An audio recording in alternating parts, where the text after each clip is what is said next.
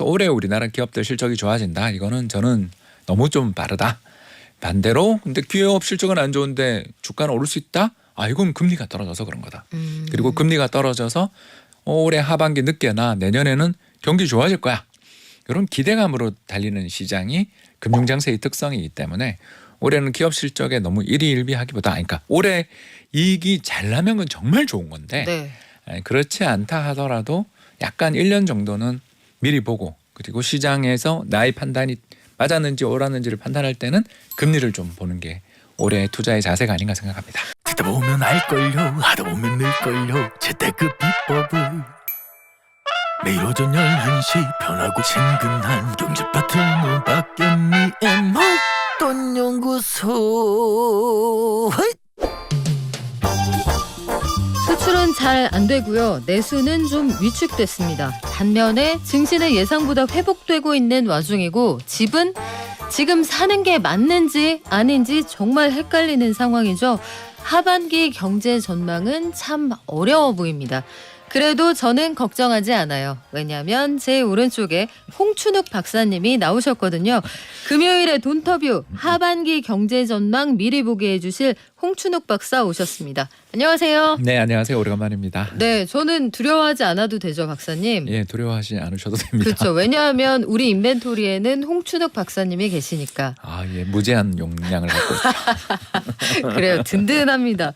박사님 일단 증시가 2600선 회복하고요. 우리 가보자 이런 분위기가 있었는데 또 외국인이 요 며칠 갖다 파는 것 같아서 뭐야 어떻게 마음이 변하니 이런 마음이 좀 있어요. 외국인들이 잠깐 차익 실현하는 거예요? 그렇게 저는 보지 않고요. 네. 저는 일단 최근 들어서서 외국인 투자자들이 한국 주식 산 게 뭐 우리나라가 이뻐서 산 게 아니라 아니에요? 한국이 이뻐서 산 게 아니라 글로벌 경기 회복에 대한 기대들이 최근에 많이 높아졌고 특히 시장 금리 떨어진 게 저는 거의 대부분을 설명한다고 봅니다.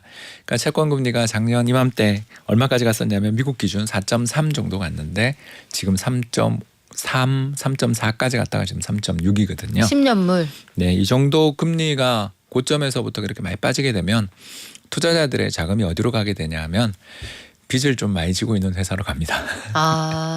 이자율이 낮아지면서 자금 조달이 쉬워지고 네. 그리고 저금리 그러니까 고금리가 펼쳐질 줄 알았는데 다시 금리가 떨어지는 것에 실망한 투자자들이 뭔가면 다른 대안을 찾게 되는 과정에서 이럴 때 가장 좋은 주식이 기술주입니다. 기술주들은 테슬라 생각하시면 되는데요. 그냥 끝없이 돈을 불태우는 곳이죠. 테슬라 올해 90% 올랐어요. 네, 그러니까 왜 올랐냐? 실적이 좋으냐 그러면 뭐 좋긴 좋지만 아시는 것처럼 그 여러 가지 가격 조정이나 이런 것들의 과정들 속에서 난항을 겪기도 했고 특히 중국의 BYD라는 회사가 지금 전기차 세계 1위로 올라섰잖아요.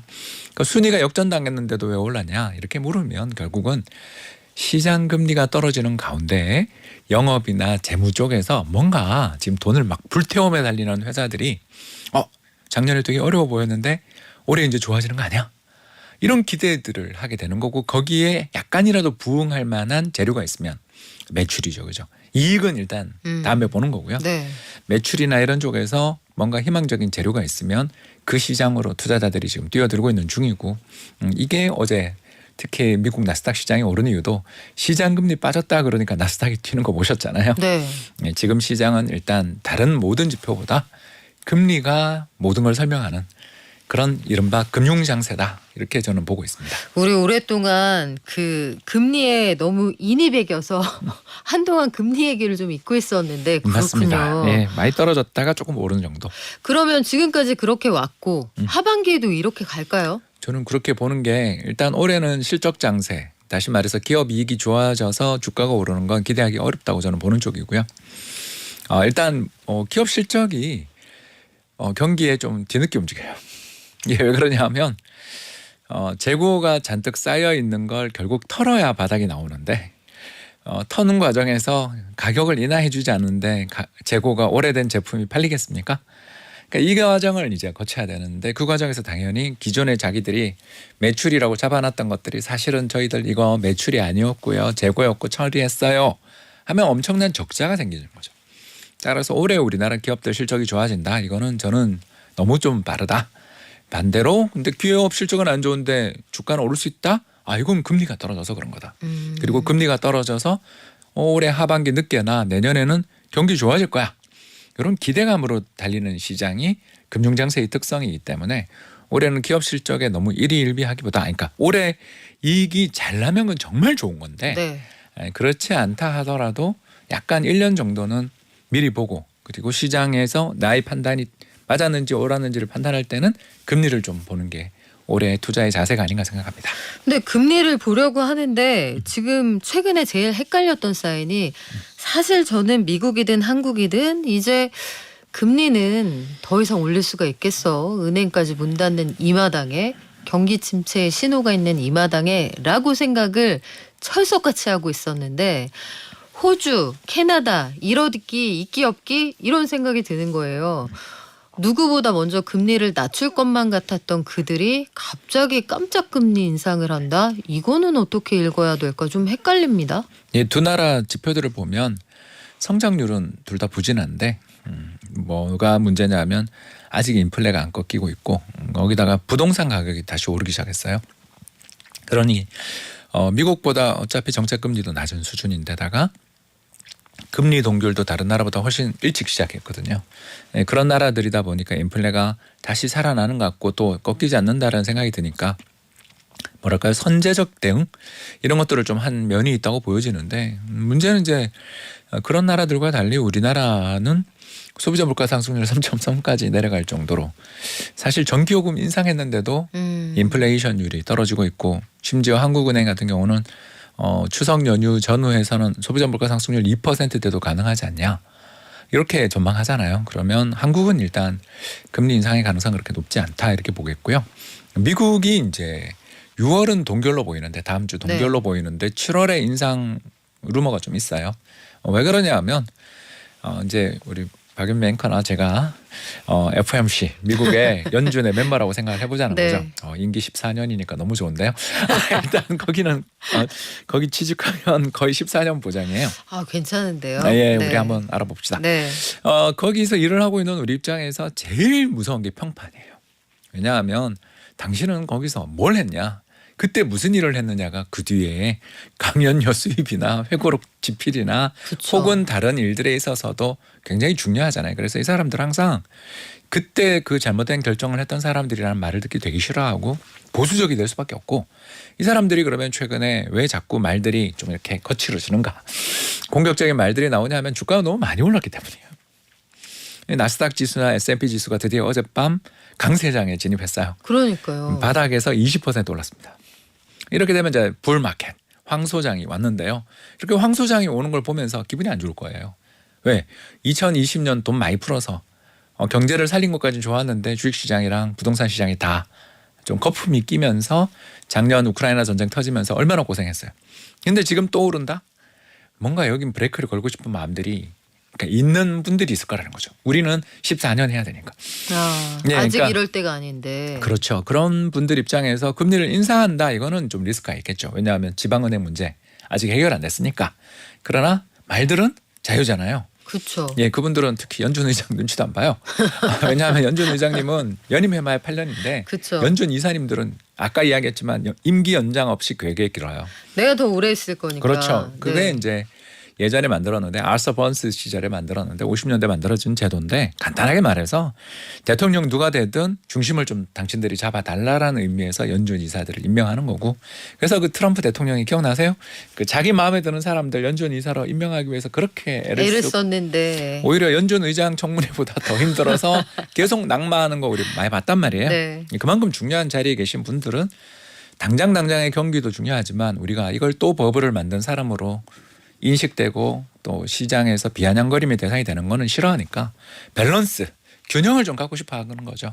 그래서 저는 금리 인상의 가능성은 적다. 왜? 인플레가 점점 약화되고 있으니까. 그러나 금리를 인하해 주겠다는 마음은 확실히 약해진 것 같다. 즉 연내 인하를 다 시장에선 보고 있었는데 네. 조금씩 후퇴되는 분위기다. 이렇게 보고 있습니다. 연내 인하라는 김칫국을 우리가 한 사발씩 드링킹하고 있었는데 그 가능성은 점점 줄어들고 있다. 아니 그럼요.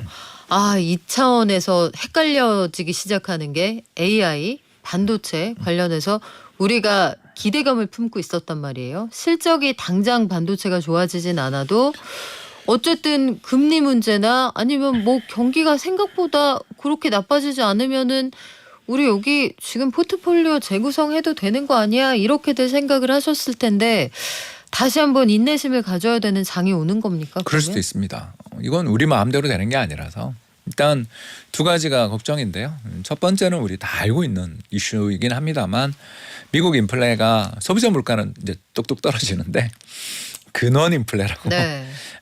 다 집세입니다. 렌트가 해외 생활해 보신 분 알잖아요. 너무 얼마나 비싸긴 비싼지. 하더라고요. 네. 그래서 그 렌트 값이 최근에 좀 떨어지는 것 같은데 거기에 선행하는 변수가 뭐냐면 이제 세계 최대의 프랍테크 회사, 그러니까 부동산 관련된 정보를 제공해주는 회사인 질로우라는 회사가 있습니다. 주가 많이 빠졌죠. 이 질로우라는 회사에서 발표를 하는 렌트 프라이스 인덱스라고 자기들이 이제 또 자기들한테 거래를 하고 있는 부동산 중개사 사무소들을 통해 가지고 만들어낸 임대료 물가를 보는데 지난 한 8달, 9달 계속 빠지고 있어서 이제 곧 미국 임대료 근원 물가 꺾인다라고 봤었는데 그렇죠. 지난달 반등을 해버려서 그러게요. 예, 요새 미국 분위기가 얼마나 좋은지를 알 수 있는. 그러니까 연준 의장이나 14년치 열심히 일을 하고 계시는 이사님들 입장에서 심상치 않은데 굳이 인하해야 돼? 부동산도 이렇게 나빠지는 줄 알았는데 좋아지는데? 이렇게 생각할 수 있는 게 이제 첫 번째 걱정거리인 거고요. 그래서 이게 정말 현실화되면 금리 인하가 아니라 재개될 수도 있는 그러면 정말 힘들어지는 거죠. 우리는 지금 금융장세인데 네. 금리 인하할 거라고 다 믿고 살고 있는 중인데 그거 안 되는 거니까 이게 얼마나 무서워요. 그렇죠. 이제 그게 제일 무서운 거고 그다음 이제 두 번째 우리 시장이나 금융시장의 참가자들에게 있어서 제일 걱정거리 두 번째 그러니까 말은 안 하지만 걱정거리가 바로 이제 중국의 통계 조작 문제인데요.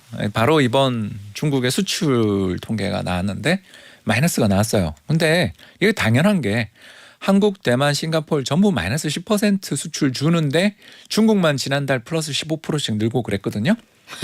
이상하잖아요. 그리고 통계를 조사를 해봤더니 특히 싱가포르 통계랑 조사를 해봤더니 중국의 대싱가포르 수출은 엄청나게 늘어난 걸로 나왔는데 중국의 그 통계랑 달리 싱가포르에서 집계한 대중 수입은 줄었단 말이에요.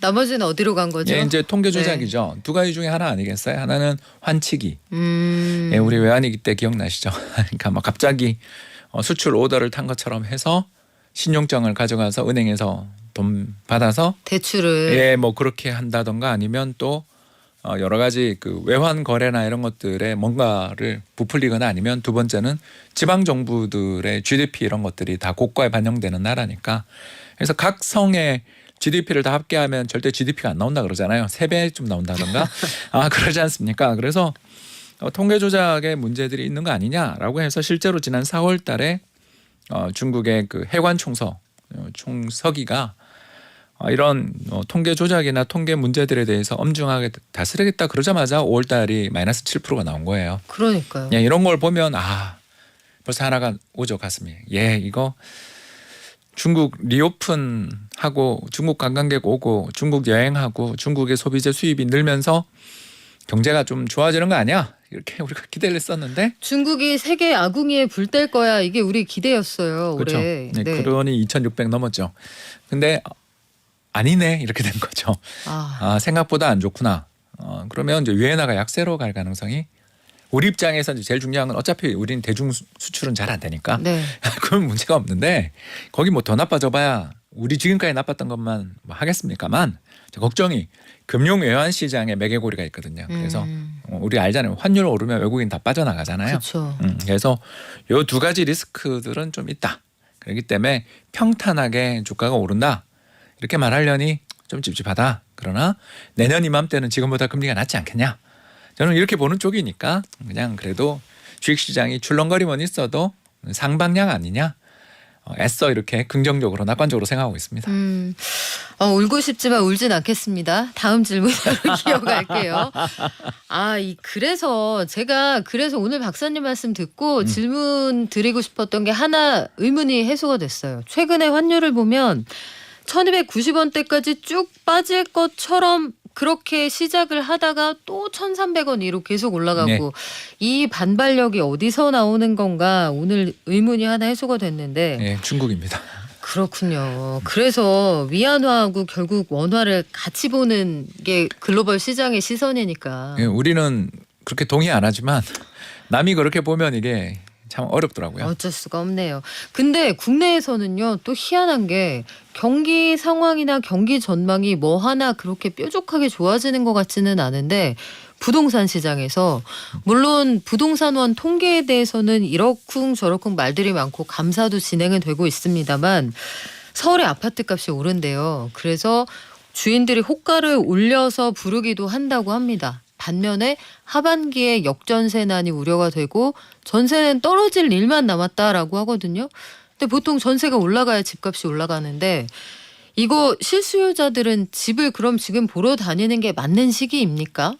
네, 저는 맞다고 봅니다. 지금 그럼 부동산에 나가 보시는 게 맞아요? 예, 일단 저는 지금 부동산 시장에 대해서 한 달 전에 왔을 때도 그랬지만 네.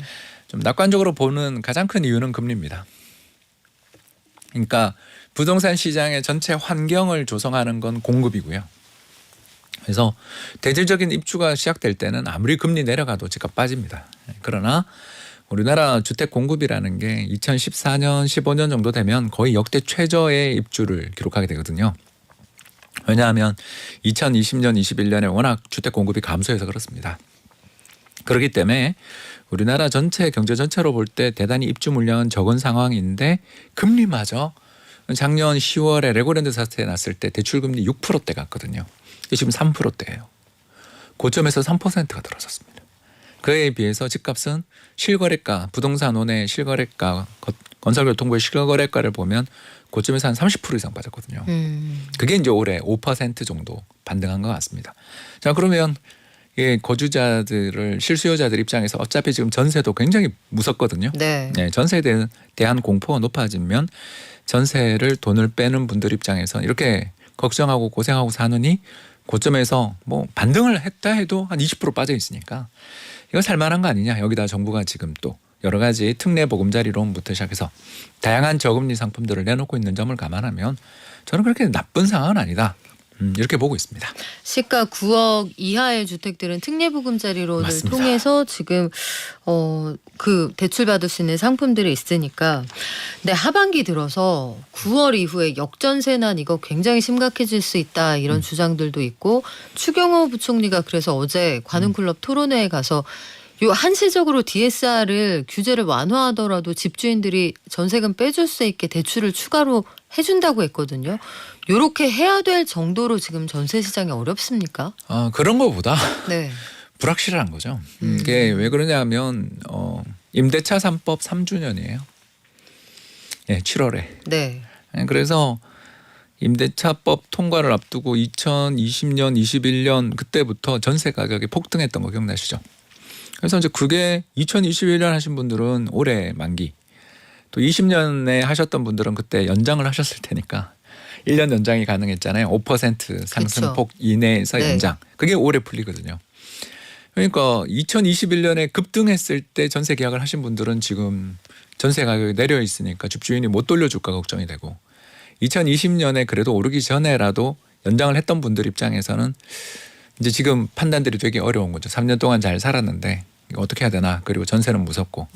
이 두 가지가 지금 겹쳐져 있으니까 시장이. 그래서 2021년에 전세 계약하셨던 분들은 올해 나올 테니까 이거 큰일 날 것 같고 또 2020년 하신 분들은 연장하는 과정에서 올랐다 급등했다 급락하는 과정에서 대충 그 가격 왔거든요. 그러니까 이분들은 또 큰 문제가 될 것 같지도 않고 이게 네. 두 가지 해석이 막 엇갈리더라고요. 그래서 만나서 여러분들하고 전문가분들하고 이야기를 해보면 20년 충격이 더 크냐 21년 충격이 더 크냐에 대해서 말이 많은데 아무튼 21년은 충격이 있을 것 같아요. 그죠? 그때 그때가 너무 급등한 상태. 최고점이었으니까요. 예, 급등한 네. 상태에서의 전세 계약이었으니까. 자, 이거 문제들을 해결해 주려면 두 가지밖에 없는데 하나는 뭐 당연히 금리를 더 내려주든가. 근데 뭐 정책 금리가 인하되지 않는 한 그렇지 않습니까? 이렇게 뭐 집주인이 돈을 빌리든 말든 하려면 이 답이 없는 거고요. 이제 두 번째 방법은 결국 시장에 좀 거래라도 해서 차라리 우리가 그 집주인들한테 요구하는 게 있잖아요. 그렇게 돈이 없으면 집이라도 팔라고. 그렇죠. 근데 지금 보시면 한 3, 4, 5월 정도, 4월 정도까지는 거래량도 좀 늘었는데 5월에 다시 꺾인 거 우리 확인했잖아요. 그러니까 유동성도 없고 거래도 안 되는 상황에서 만약 전세를 못 돌려주게 되면 이 사람이 이제 파산으로 가는 건데 이 사람이 사실 잘못한 거는 뭐냐 하면 2년 전에 너무 비싸게 전세를 줬던 거 말고는 이 사람도 다 잘못은 없는 거잖아요. 시장 시세대로 전세를 줬는데 왜 망해야 됩니까?